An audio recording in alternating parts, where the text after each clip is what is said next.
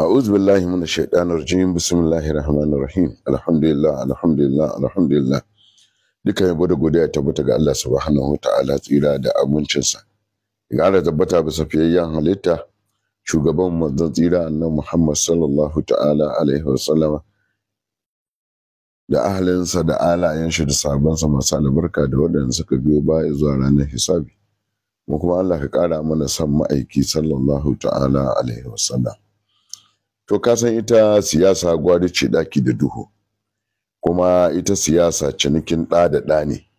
Idan bawa yi sai ka koma da shi kasuwa ka sai da shi, saboda akwai 'yan siyasa, akwai muna siyasa, akwai 'yan koren siyasa, akwai 'yan tumasancin siyasa.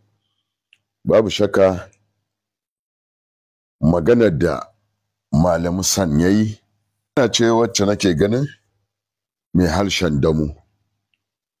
Hujjata shi ne maganar da yake faɗi wajen rashin tsaro a Kebbi, har yana shagube ga gwamnatin jihar Kebbi ba abin da ta yi akan tsaro. To ina so in tunasar shi, shekara 8 yayi ina minista na shari'a. Tambayar da nake so in masa, me ya taɓa ba Kebbi gudunmawa a matsayinsa na ministan shari'a? Kuma ina so in sanar masa, shi fa tsaro ba ina ƙarƙashin gwamnatin jiha ba ne. Dukkan wasu majami'an tsaro suna ƙarƙashin gwamnatin tarayya. Ina ganin 'yan ƙato da gora su ne suke ƙarƙashin jiha. Don haka mai girma Dr. Nasiru Ƙauren Gwandu, gwamnan jihar Kebbi, Allah ya ƙara masa imani da martaba, ya tsare shi daga sharrin muƙiya, sharrin mahasada irin su Malami.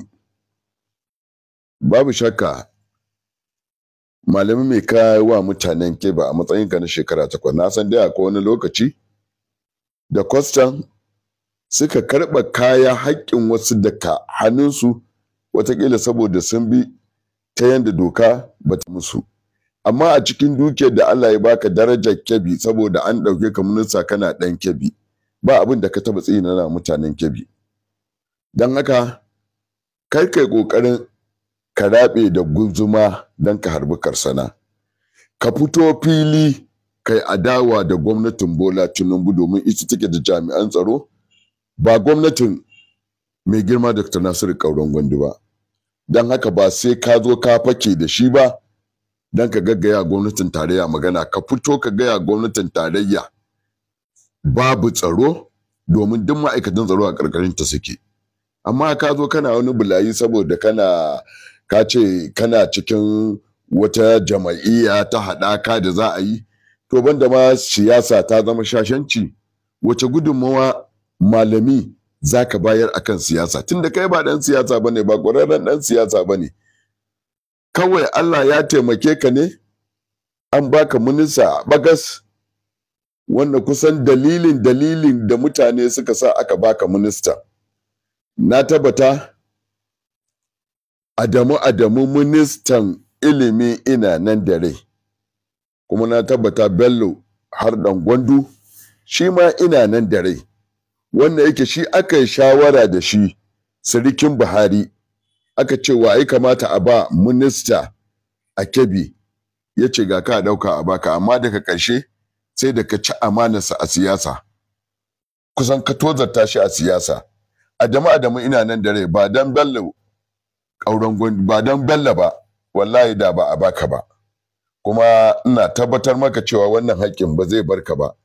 Don haka waɗanda ma suka san siyasa, bai kamata a ɗauke ka wani ɗan siyasar kiki ba da za ka kawo wa sabuwar jama'iyya ci gaba. Ba abin da za ka kawo mata, domin baka ƙware da siyasar ba. Ga kan marowaci waɗanda suka yi gwagwarmaya da kai akan CPC, da waɗanda suka taimaka maka a cikin kusan local government 21, babu wanda ka taɓa ba miliyan 1 da ka kai sai 'ya'yanka. Ai ba a siyasa da haka, saboda kai ka riga ka tsire da kai da 'ya'yanka, kana hawa motoci masu tsada, 'ya'yanka suna hawa motoci masu tsada. Wannan shi isa ka raina kowa. Yanzu kuma wai baka da abin da za ka nemi daraja a wajen al'umma, sai ka tanadi watan farofaganda akan Dr. Nasiru Kauran Gwandu, kuma ina tabbatar maka mutanen Kebbi wallahi ba za ka raba su da Dr. Nasiru ba, saboda abin kirkinsa, saboda alherinsa, saboda mutuntakarsa. Dan manyan mutane ne, mai mutunci, mai haƙuri, wanda yake kafin ya zama gwamna an shaide shi da alheri tun lokacin da yake shugaban watan me zan ce ne shugaban kwadago na jihar Kebbi, yake taimakawa al'umma. Makota kuka suka ringa yi da zai tashi. Kaga shi ina da wannan alherin, amma kai wannan record kake da shi. Wannan ma i baka gida a Kefi, daga ƙarshe me kai masa, daga ƙarshe sai da ka ci amanarsa a siyasa, kai yaudare shi a siyasa.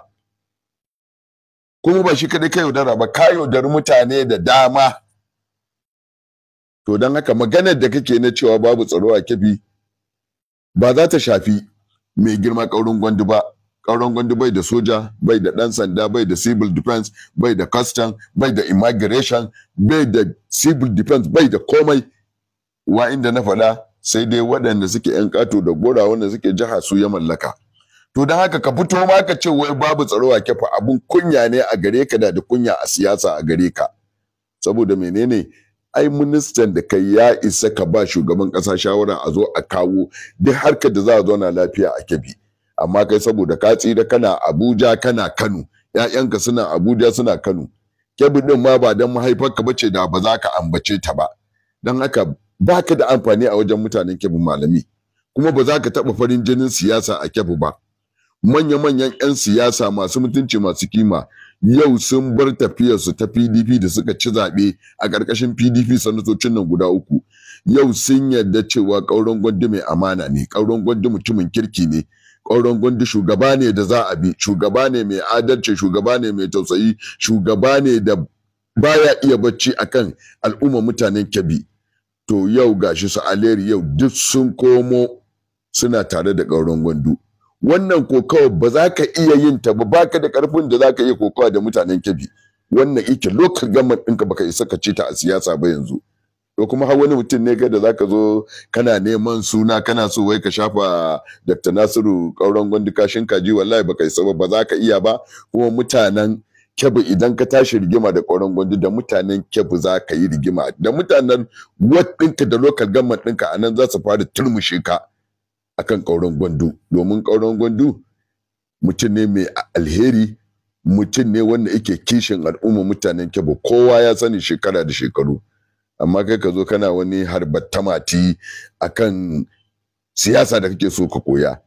Baka iya ta ba, kuma ba za ka iya ta ba, kuma ba za ta aure ka ba, kuma ko ta aure ka shika 3 za ta maka, kuma wacce za ka aura ma shikan wawa ce siyasar ma, ba wata siyasa ce ta kirki ba. Da haka muna gargaɗinka ka fita daga harkar Kauran Gwandu, domin Kauran Gwandu shine Allah isa limamin siyasa a Kebbi. Ko ka shiga masallacinsa ka bi shi sallah, ko kuma ka je masallacin da na irin mutanen da ba su san kansu ba irin ka a siyasa, ko ka bi liman ko kuma ka fasa sallah. Nasiru Allah ya bashi Kebbi, Allah ya bashi farin jini, Allah ya bashi ɗaukaka ta Allah, ba ta farofaganda irin taka da kaje ka ci amana a wajen shugaba Muhammadu Buhari ba, wanda yake mu mun san cewa wannan ikai kama wajensa ka ci amanarsa. To don haka amanarwa ba za ka ci ba. Kuma akwai maganganu fa ina so in gaya maka barista, akwai maganganu Malamu San suna nan suna tafi kulli da yadda aka yi ma ka ci amanar watan Bello.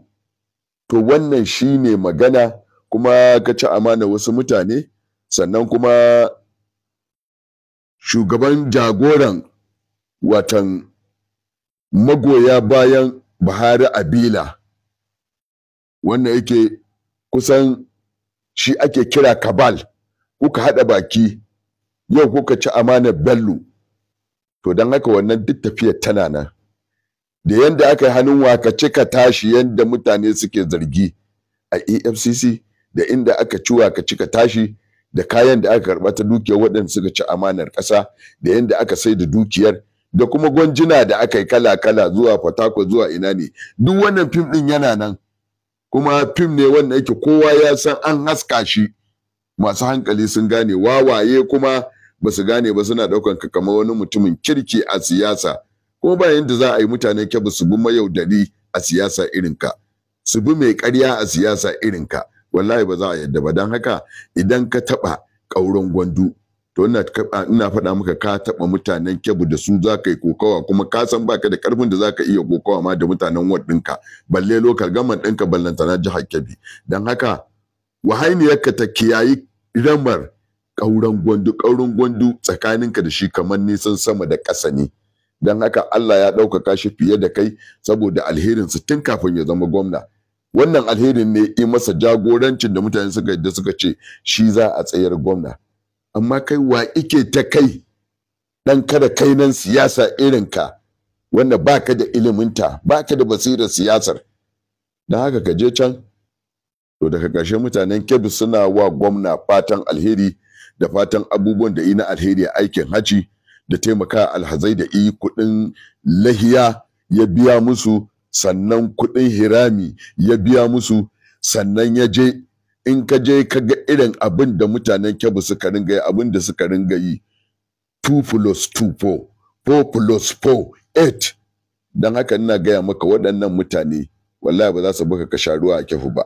Kwara ma da yake kana da gida uku, kana da shi a Abuja, kana da shi a Kano, dama Kebbi transit kake zuwa duk da mahaifarka ce, domin baka san mutuncin mutanen su ba a siyasa, baka san kimar mutanen su ba a siyasa.